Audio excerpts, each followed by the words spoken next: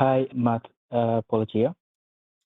Hey, Matt, I would just like to start by saying that I do appreciate your debate breakdown. That's really helped me in my line of work. Well, thanks. All right. Well, I have a very religious family. I'm an atheist myself, and while debating with my family, which is something we often do, my brother made the point that if I could find better evidence for the resurrection of Jesus Christ than what we do have, it would be a bit more compelling to him to believe, right? If there was a better scenario that was more believable than what we currently have, that what is stated in the Bible, he would be a bit more open to it. And so this discussion started because we found a video from Pastor Mike or someone of that sort. And so I was just simply trying to come up with at least 2 or 3 scenarios that could prove that there could have been better situations than what we do have to prove the resurrection of Jesus Christ. And so my first situation or scenario that I came up with was that if prior to the death of Jesus Christ, people were like able to die and resurrect again, granting, of course, the Christian spiritual elements or so, that if people were able to die back then and come back to life and Jesus died and that didn't happen anymore, that would have been a more better scenario. It would make things a bit more believable because it would be documented that people died previously and were able to come back to life. And that is not the case anymore. And so I thought I would run this thought through with you guys and see if it makes any sense, or if and because I've probably not had anyone, propose this before. I'm not completely sure if I followed that, but I Mm-hmm. thought you were presenting new evidence against the resurrection. Is your new Yes, evidence the fact that you don't have evidence of anybody doing this before Jesus? partially because from what my brother said was that the miracle of the resurrection of Jesus Christ validates or gives it more evidence of it being true. So he says it's a singular scenario that happened and cannot be repeated anymore. And so my suggestion was, well, if No. that's the case, and granting the Christian belief is true, and we can say people are able to come back from the dead, if previously to Jesus coming to life, people died and came back to life, that would have been a bit more believable than what we do have, that people dying and No, not you're being able to both come wrong. back to life. I don't know if you follow. You're both wrong. The Okay. uniqueness of it doesn't make it any more probable that it's true. And Mm-hmm. you saying, oh, it's commonplace, doesn't tell you whether or not this instance was true. Some things are going to happen for the Okay. first time. Just a few days ago, a 13-year-old beat NES Tetris by getting to a lock screen with a 75% chance of a single line.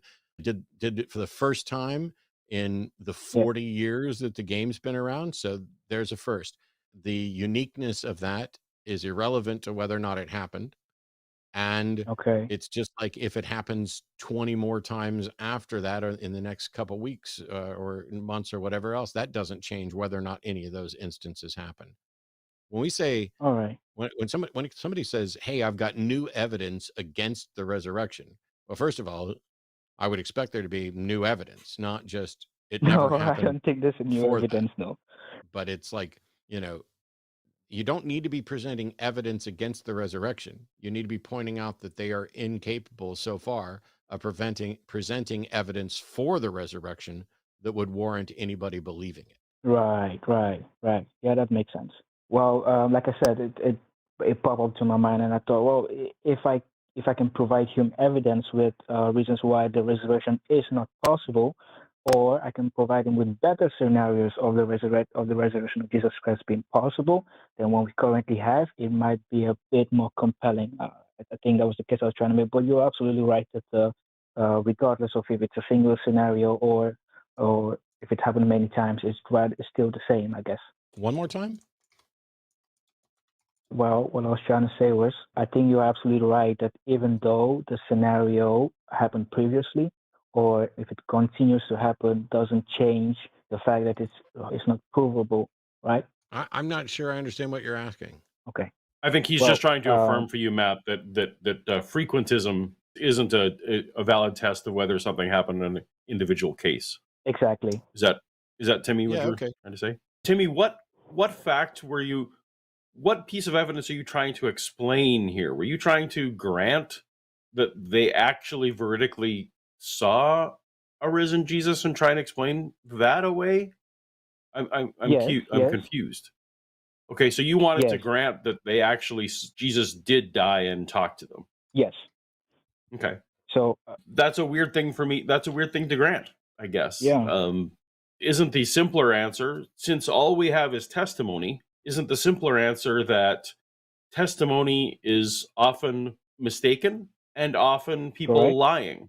There's obviously a third category of they are accurately portraying it, but there's these two giant categories of people lying and people being mistaken that applies to all testimony. And that's even granting, that's me weirdly granting that it's testimony, which is a whole thing, maybe a bridge too far anyway. But if we're granting that it's testimony, it's very simple just to say, hey, they were mistaken or they were lying. And you don't have to imagine a whole metaphysically different world where people are resurrecting. Yes, that does make sense. Yeah, of course. Yeah, I think you guys have it. You guys are obviously correct. But aren't there better scenarios that we can use to appeal to Christians that the resurrection isn't true? Let's say coming up with better scenarios for the resurrection than what we currently have. Is that a good way to, yeah, I guess, contradict the Christian perspective? That is how I spend most of my free time. So I'm not going to say it's a bad endeavor. Okay. Yeah. But it depends on which Christian and which facts you want to grant. Correct. So, All right. There are billions of people who are believers in some version of Christianity, and they believe different things, and many of them believe it for different reasons. The overwhelming majority of them almost certainly believe in the resurrection at some point, as that is the cornerstone of, Christendom. And it's going to be because they currently believe it, you would have to be able to prove that it didn't happen to have a good chance of changing some of their minds. Basically, I know it's the case that they are unable to meet their burden of proof, but they are already convinced and they think they have met their burden of proof. They are convinced that this event happened. And that, in their mind, shifts the burden of proof onto you. You would have to show that it didn't happen in order to convince most of them. The other alternative is what I've been doing, and what I think Paul and other people have been doing as well, was just to show them they are convinced for bad reasons. And so their confidence in the resurrection is unwarranted. And so for me, rather than trying to go out and prove the resurrection didn't happen, which is silly because I can't prove a resurrection didn't happen. I don't have a time machine. I don't have a way to investigate it. I can just say that Mhm. I have no good reason to believe it. And then I can go through when I'm arguing, debating with people and say, okay, what's your reason for believing this? They'll say this, and I'll point out why that's not a good reason, and this, and point out why that's not a good reason. Attacking the foundations to say, hey, I know you believe this. The question is, should you believe it? And probably one of the best things, which I don't know that I do it enough at all, is how many things have you really seriously believed and then found out you were wrong about? What was it Correct. that Yeah. changed your mind? You've been incredibly confident about something, even something trivial, and then found out you were wrong. How is it that the belief in the resurrection isn't also a candidate for that false belief? And Get to the nuts and that's bolts of exactly my point how it, because sorry. yeah, no, just get to the nuts and bolts of about why people are claiming to believe something, and the kind, could you be wrong? Well, yeah, I could be wrong. And the people who are saying they couldn't possibly be wrong about the resurrection, you have no business. Well, I'm not going to tell you what to do. I would not spend any time talking to them about the resurrection. If somebody tells me they're absolutely could not be wrong about the resurrection, instead of talking to them about the facts of the resurrection, I only want to talk to them now about how it is that they can be so confident that any of their beliefs absolutely could not be wrong. let alone that one in That, particular. that's absolutely correct because that's exactly the same feeling I have for my brother because he is very confident, and of course, the resurrection of Jesus is like his cornerstone. It's like the reciprocator of his beliefs, and so my idea was if I could knock that down or at least pinch out a better scenario for him, he would have more questions about it. But I think you guys have made a good point that instead of trying to prove the resurrection being wrong, I should rather, poke holes in the details of how the resurrection can be understood and within a naturalistic, worldview, I guess.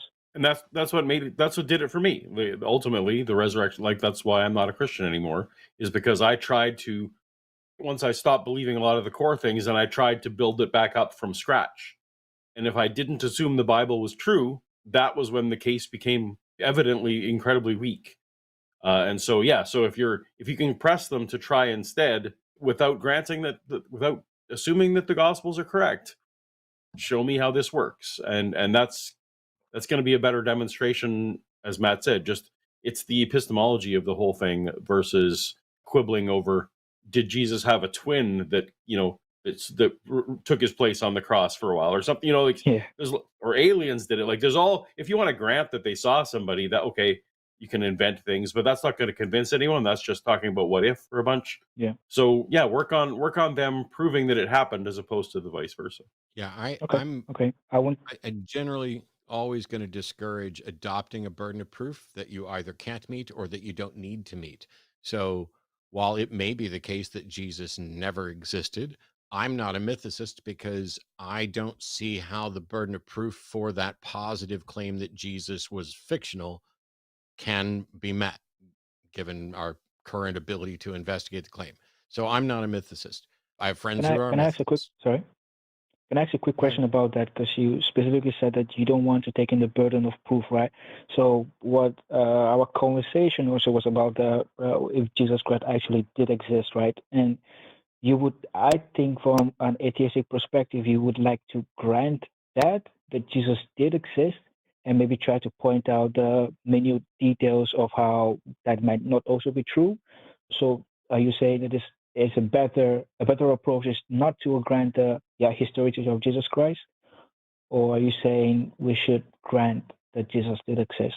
I have no problem granting it for the sake of argument, but I also like to Okay. point out that the while I don't think the mythicist position can meet its burden of proof, neither can the theist position. The people who are asserting, "Oh yes, it's undeniable that Jesus actually lived as a historical being." I don't think they can Yeah. demonstrate that either. And I think it's worth pointing out that they can't necessarily demonstrate that. But if we're going to just err on whether or not a person existed and had exaggerations and stories about them, I'm fine with saying, okay, well, there was somebody, or maybe a collection of somebody's, or any number of things. It doesn't matter to me. It's worth pointing out that they can't meet the burden of proof, and they'll point to, they'll say, hey, I find the Gospels generally reliable. Well, I find it dubious that you can claim that, considering the people who are normally saying they find it generally reliable don't know what it says, hasn't investigated, doesn't have any knowledge or understanding of how to go through and analyze how reliable a 2,000-year-old document is or isn't. But what tends to happen for most of them is they say, look, there's here's a bunch of mundane facts. It names Nazareth and Jerusalem and this and Quirinius and all this stuff. It actually gets it wrong. The time frame between when Quirinius could have potentially done this census that is unprecedented in history, as far as I'm aware of, and when Quirinius was governor, and there were a number of facts there that are wrong. But what they'll do is they'll say, it got these facts kind of correct, and nobody's really going to object to that. Yeah. Yes, Yeah. Yeah.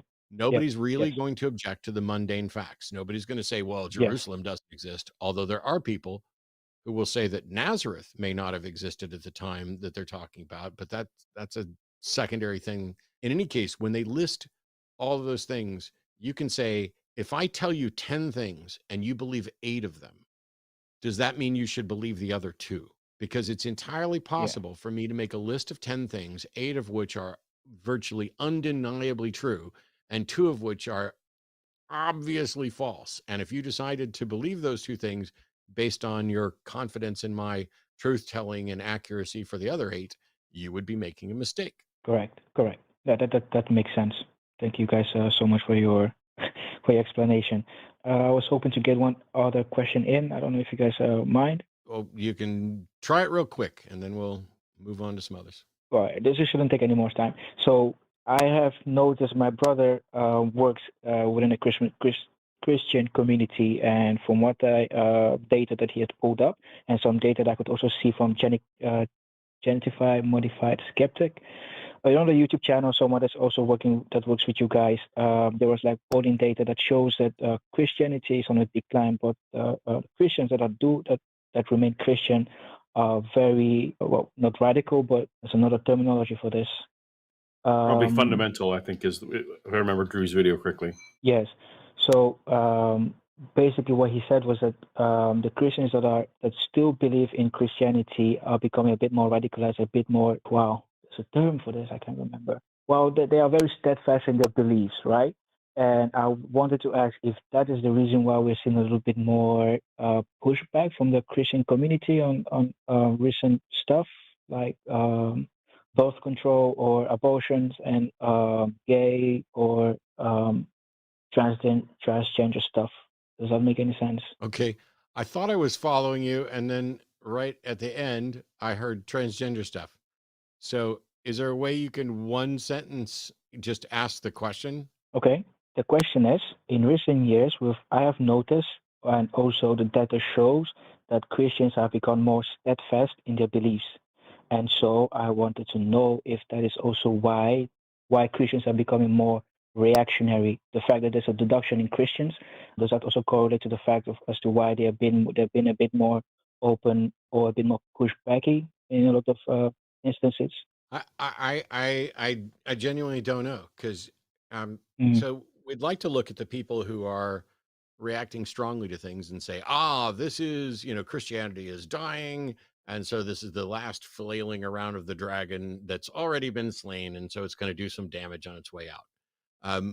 Yeah. I think that's true in some cases, but also I think it is, even if that's accurate, some of the lashing out is because they become convinced, both by the Bible and by preachers and by interactions, that they are the victims of persecution and that the world is dramatically changing around them in ways that not only do they not like, but that God would disapprove of.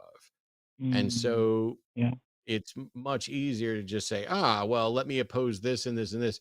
I think that, for example, like gender stuff, I don't think any Christian I've ever known in my entire 54 years who opposes trans rights would have ever approved of them under any circumstances. I think the foundation that they're using to oppose this has been consistent for the entirety of my life. But the difference is that not until fairly recently did trans folks have a presence and a voice and an active community of both trans people and allies working to instantiate and protect rights and things like that. And so what we see as Christians getting louder or more reactionary is in response to a change in the world around. All right. Yeah, that makes sense. Makes sense. All right, guys. Thank you guys so much for your help. I'll be looking forward to your debate, Matt. Oh, cool. I'm looking forward to it too. Thank you so much.